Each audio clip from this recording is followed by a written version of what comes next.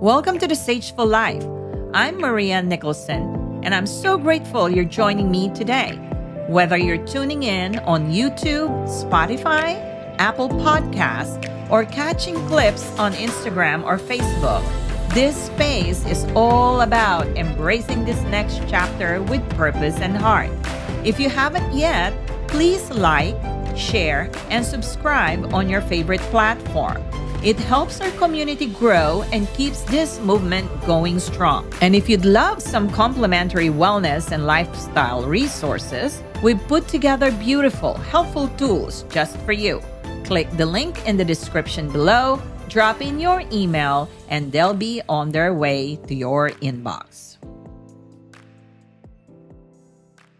Let's talk about something we don't say out loud often enough: loneliness. I know. It's uncomfortable. It feels vulnerable. And it's easy to think it's something that only happens to other people. But here's the truth: loneliness is a public health crisis. According to the US Surgeon General, chronic loneliness is as harmful as smoking 15 cigarettes a day. 15 every single day. But the thing is, this isn't just about being alone. It's about feeling unseen, unheard, disconnected. You could be surrounded by family in a house full of people and still feel completely isolated. I've felt that, and I know so many of you have too. So today, let's go there. Let's have the real conversation. Loneliness is quiet, but it is not harmless. It affects your mental health. It affects your physical health. It changes your brain chemistry. And it shrinks your world down to survival. It can raise your risk of depression, anxiety, heart disease, stroke, and even dementia. And slowly, you begin to believe this lie that maybe no one really sees you anymore.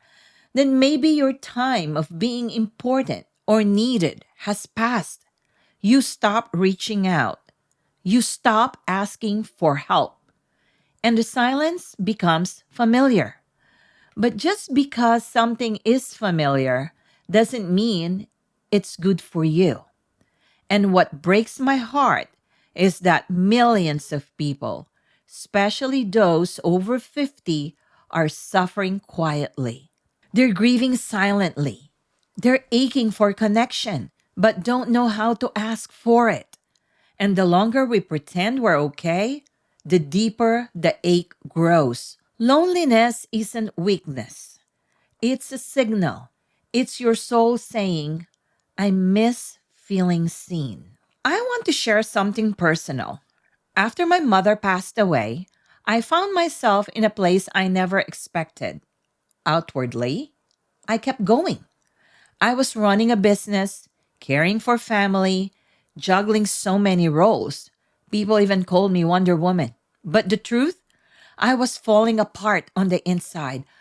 I would wake up in the morning and cry before I even left my bedroom. Then I'd wash my face, put on my strong face, and get through the day.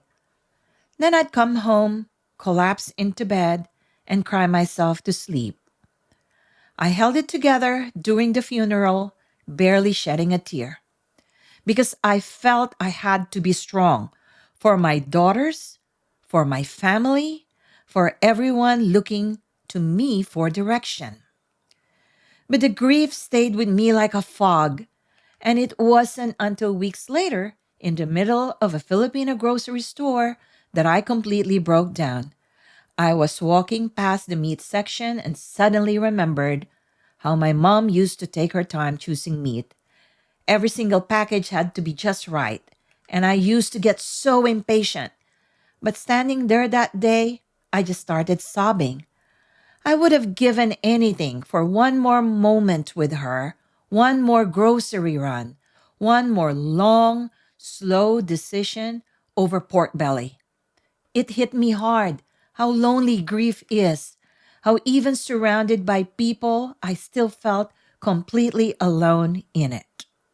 Hey, friends, Everything we use and love is now linked on our website at thesagefullife.com.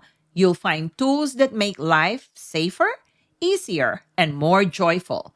When you shop through our page, it's at no extra cost to you, but we may earn a small commission. That helps us keep producing useful and empowering content for you and your family. Now, let's get back to it. But let me tell you something that helped, something that carried me through that season. My close group of lifelong friends, men and women I've known since high school. I call them my super friends. We've shared decades of laughter, growing pains, celebrations, and everyday life. Before my mom passed, we already made it a point to see each other once a month. But after she passed, they showed up like angels.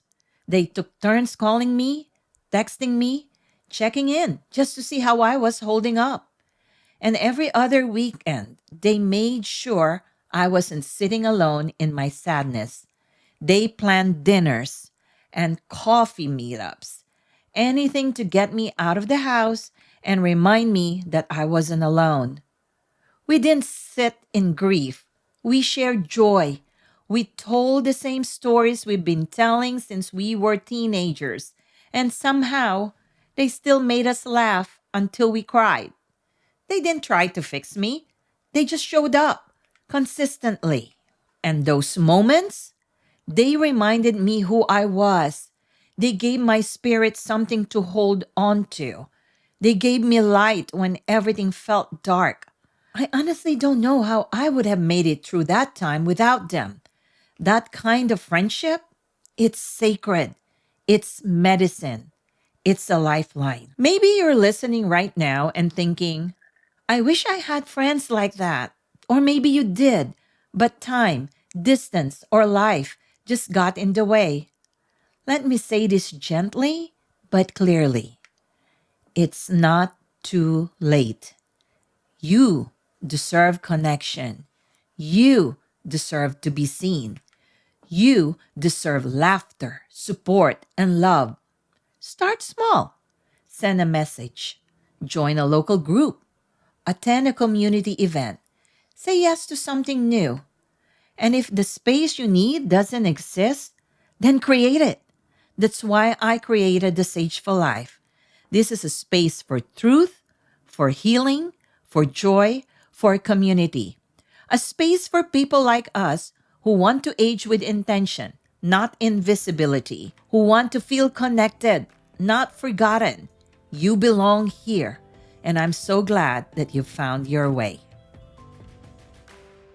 Thank you for being here. If today's conversation inspired you, please like, share, and subscribe on YouTube, Spotify, Apple Podcasts, or wherever you're tuning in. We're building something beautiful here, and you're a big part of it. Don't forget to check out our complimentary Sageful Life resources created to help you live more intentionally and joyfully every day. Just click the link below this video or in the show notes, enter your email, and it's all yours. Until next time, stay curious, stay grounded, and live sagefully. Love changes. So do boundaries, intimacy, and what we need from each other. This episode is for the married, the single, the dating again, the caregivers, and anyone who's learned to love differently with time. Episode 5 will open your heart, so subscribe and tune in now. The content shared on the Sageful Life is for informational and entertainment purposes only. I'm not a licensed physician, therapist, or medical professional. Nothing discussed should be taken as medical or professional advice. Always consult your own healthcare providers or qualified experts for guidance specific to your needs. Our goal is to spark thoughtful conversations, not to diagnose, treat, or replace professional care. Listener discretion is advised.